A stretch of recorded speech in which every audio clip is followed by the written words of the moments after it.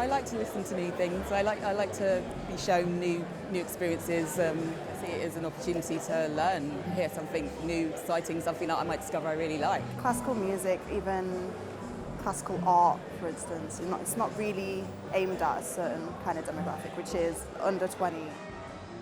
For centuries, the classical concert has had a set of unwritten rules surrounding etiquette.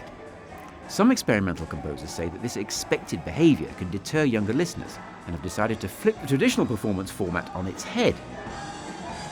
Hello and welcome to the Gender Agenda, the game show where two teams of contestants will indeed battle it out.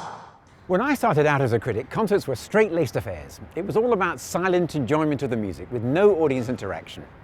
Now some musicians are going against the grain, feeling that the performance is as much a show as it is an audio experience.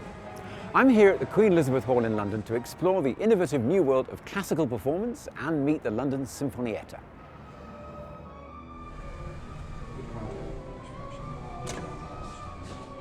Philip, let me start with you with the obvious question. What are we in for this evening? The Gender Agenda is a TV-style game show for audience participation. We get them down to play the game show on stage. We have, of course, a game show host. We have the London Sinfonietta. We have lots of video.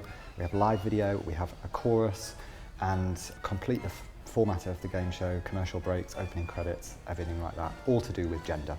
We are trying something with Phil's inspiration, which is new and stretches the traditional format of a concert, if you like, to new limits.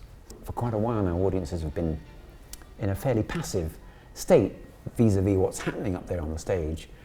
Is it part of your intention, Philip, to, in this and other pieces, to break that down a little and to make the relation between the audience and the performers more interactive?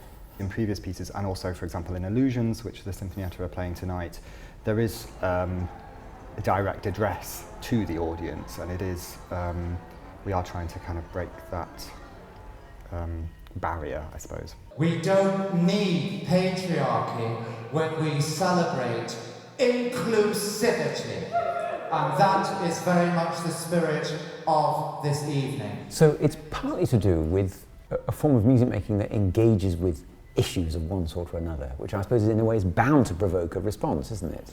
It's hard to be passive in your seat if you're being asked to take a stance on something. There's a danger with music because it's a beautifully abstract art form, and that's a lot why it works, that it doesn't always succeed in being political, and that's fine, you know. And there's a lot of great work we've commissioned and will continue to commission where the beauty and the power of it is in its abstract nature. But I think it's completely appropriate for a contemporary music group to be occasionally making projects like this, which do two things: tackle issues and put them in front of people, using music as the powerful driver behind that to make the point, but also this breaking the wall. If your little girl isn't much of a looker, don't worry. She'll learn about no pain, no gain beauty regimes, just like Cinderella, who hacked off her foot to fit in a shoe. And nothing is more magical than Little Red Riding Hood fighting off wandering hands and mouths. So those things can be combined, Yeah, I think. I absolutely think they can. And it's okay to do both. I mean, doing an evening like tonight doesn't mean that it's not a statement about the concert format in its traditional style being dead and buried or gone. There's still going to be pieces and occasions, many of them, where you want the beautiful acoustic of a wonderful concert hall and you want the ritual of sitting and listening to be observed, because there's a sort of tension in that ritual, which is the power of that experience. But to say that that is the sacrosanct, the only thing that needs to be done in a kind of sacrosanct space of a concert hall, I think is too limiting. Where are we heading, do you think, 15, 20 years? What do you think it might be like? I would just like to think it probably becomes a bit more varied. There's absolutely a place for traditional concert hall concerts, but there's also a place for other things, and so more diversity. Andrew Burke, Philip Venables, thanks very much for talking to me, and best of luck for tonight. Thank you very much. Thank you. What made you want to come along this evening? Because it sounded a bit weird.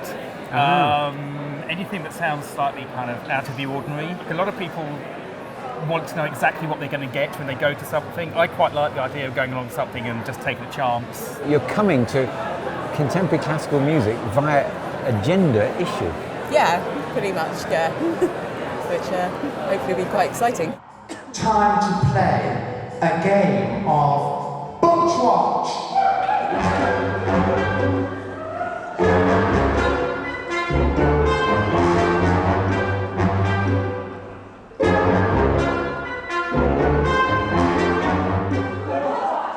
I'm approaching the Pink Kitten team and I'm seeking answers for this beautiful, energetic artwork.